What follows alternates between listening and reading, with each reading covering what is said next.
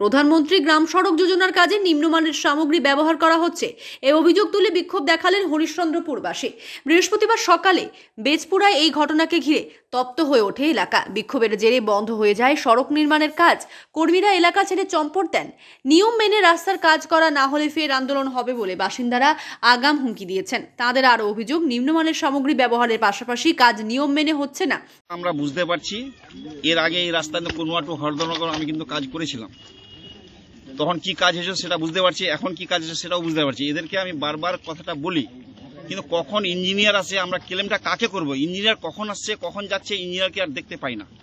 আমরা অনেক সময় দাবি করছি যে আপনারা শিডিউলটা দেখান, শিডিউল তো দেখাই না।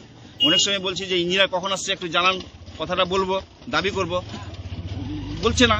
ওরা বলছে এরপরে করে চলে যাচ্ছে। আমরা চাইছি রাস্তা যেন ভালো হয়, যেটা শিডিউলে আছে সেভাবে কাজ হোক, আমাদের কোনো আপত্তি নাই। তো রাস্তার মধ্যে কি ধরনের দুর্নীতি করছেন তারা? ওরা 3 ইঞ্চির জায়গায় 1 ইঞ্চি 1.5 ইঞ্চি মাল দিচ্ছে, বড় বড় পাথর দিচ্ছে, গুটকা বসিয়ে কাজ করছে না। এই যে মেটালগুলো দেখেন, সঠিক কাম হচ্ছে না। এই জন্য কোন জায়গা থেকে কম হচ্ছে, বা ইঞ্জিনিয়ার এসে চেক আপ করুক, গ্রামের লোক দেখাবে, ও নতুন ভাবে যে মাল কম থাকে তো নতুন ভাবে রিপেয়ারিং করুক।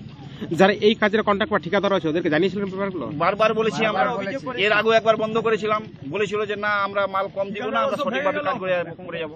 তা সত্ত্বেও এই ধরনের কাজ করছে, তাহলে কি মনে হচ্ছে এখানে কোনো দুর্নীতি করছে তারা? ওরা দুর্নীতি করছে। দুর্নীতি, এটা দুর্নীতি বুঝবো না তো কি বুঝবো? যেখানে 3 ইঞ্চির জায়গায় ওই 1 ইঞ্চি 1.5 ইঞ্চি করছে, এটা তো কম ক্ষতি করছে। যদিও নিম্নমানের সামগ্রী এবং অনিয়মের অভিযোগ অস্বীকার করেছেন ঠিকাদার সংস্থা। কুনুয়াবাজার থেকে হরদমনগর পর্যন্ত রাস্তাটি প্রধানমন্ত্রী গ্রাম সড়ক যোজনায় তৈরি হলেও সংস্কারের অভাবে রাস্তার কঙ্কালসার চেহারা বেরিয়ে আসে। দীর্ঘদিন বাদে 8.5 কিলোমিটার রাস্তা নতুন করে তৈরির জন্য 9 কোটি টাকা বরাদ্দ করা হয়। এর মধ্যে 7 কিলোমিটার পিচ ও বাকিটা কংক্রিটের।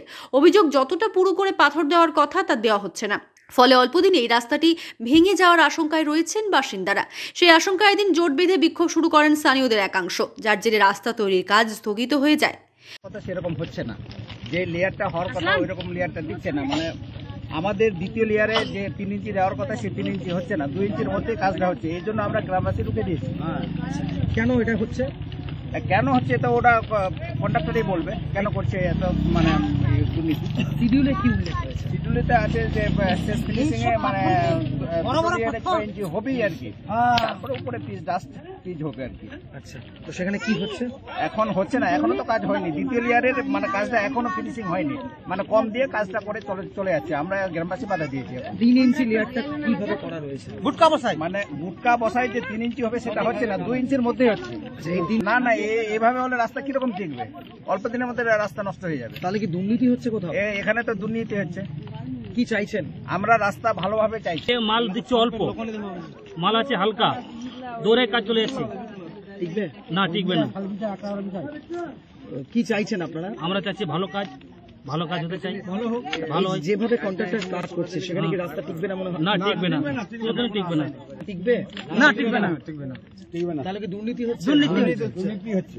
কি না? মালদা থেকে দেবাশিস পালের রিপোর্ট, আনন্দ বার্তা।